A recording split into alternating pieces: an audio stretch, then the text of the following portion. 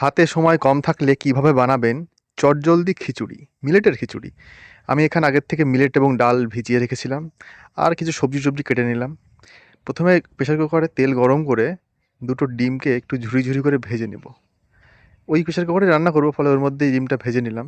বেশ দুটো ডিম ভেঙে দিয়ে খুন্তি দিয়ে নাড়িয়ে চাড়িয়ে বেশ ঝুরি করে ভেজে ডিমটাকে তুলে রাখলাম। এবার ওই কুকারের মধ্যে একটু তেল গরম করে দিলাম শুকনো লঙ্কা এবং 5টা পাঁচফোড়ন।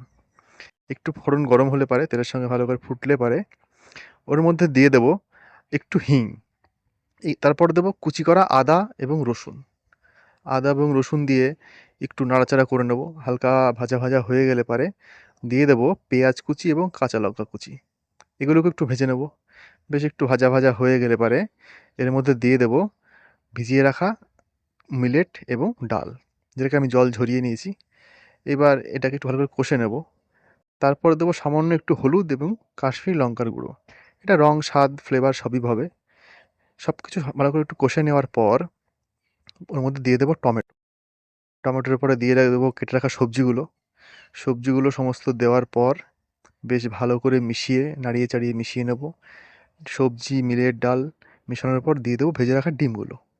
এবার সব একসাথে ভালো করে মিশিয়ে তার মধ্যে দিয়ে দেবো প্রয়োজনীয় জল।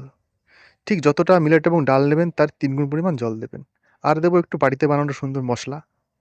মশলা দেওয়ার পর সেটাকে ভালো করে মিশিয়ে দেবো প্রয়োজন মতো নুন। নুনটাকে মিশিয়ে দেবো, দিয়ে প্রেসার কুকার ঢাকা দিয়ে 4টে থেকে 5টা সিটি দিলেই তৈরি মিলেটের খিচুড়ি। তারপর নামিয়ে নিয়ে গরম গরম পরিবেশন করব।